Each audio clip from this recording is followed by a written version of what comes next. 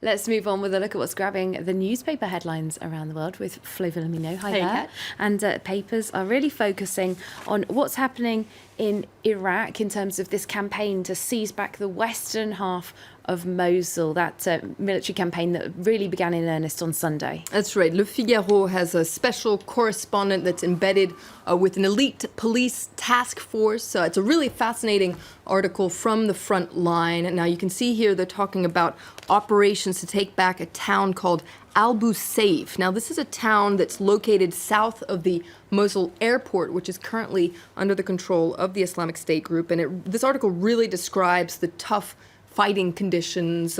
Initially, police forces thought they were going to manage to take over this town, and then it turns out that it was a trap.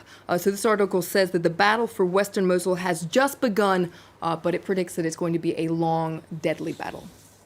And you've also got news from an Iraqi publication about what's happening in eastern Mosul, the part of the city where the Islamic State group militants have been dislodged, locals trying to get back to their normal lives. Azaman, this is an Iraqi paper, says that essentially the city needs more than just being liberated. It needs to be saved. Mosul needs real attention from the central Iraqi government. It needs to be taken care of in terms of public services and administration. If not, the situation could collapse.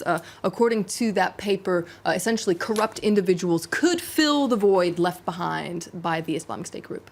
All right, well, you were speaking there about eastern Mosul. We got a bit of a sneak preview, thanks to a bit of a technical glitch, of our next story. It's from France's newspaper Libération, speaking about an international story, Donald Trump's first month in office. That's right, 1 month down, 1,429 days to go. Libération, the left-leaning paper, is counting the days until the end of Donald Trump's presidency, or at least the first 4 years of that presidency. He has managed to give the planet vertigo in his first month. His expiration date is forecast for 2021 unless he's reelected. Now, lots of papers around the world are focusing or reacting to Donald Trump's first month in office. You can see here the editorial of the Global Times, that's a Chinese paper, saying his first month was bumpy in the Oval Office. He's losing momentum and entering a stalemate stage.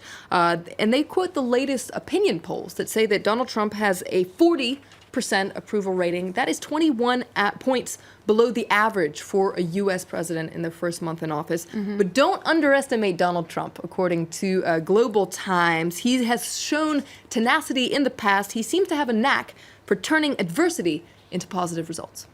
Yesterday was President's Day in the United States, a federal holiday. It commemorates George Washington's birthday.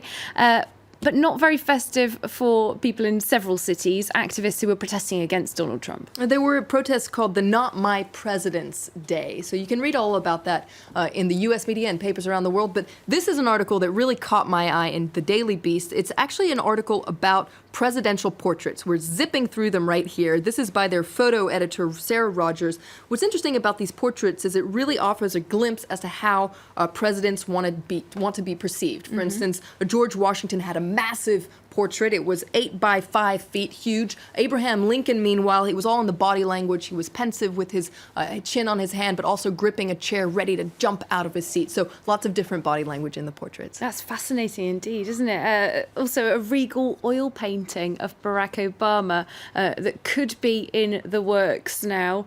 And he's also got some official portrait photographs as well. Barack Obama had 2 official photo portraits. He was actually the first president to use a digital camera. This is actually another first for him, or a U.S. president. It was a 3D portrait. You can see how they did it on the left there. Oh, wow. Used lots of cameras, strobe lights.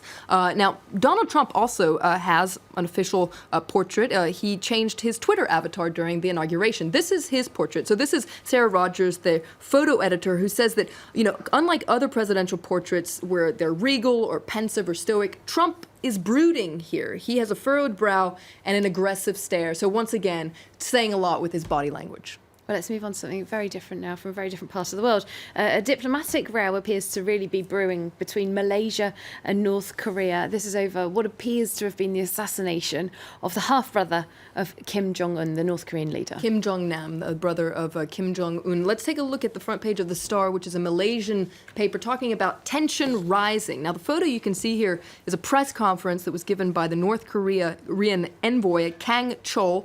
He accuses the Malaysian government of politicizing this apparent assassination. He says that the police investigation, so the Malaysian police investigation, is a smear campaign. You can read more about this diplomatic row in Libération or many other papers, because you have it's a tit for tat that you're seeing. Malaysia has recalled its ambassador to Pyongyang, saying it's not being diplomatic either.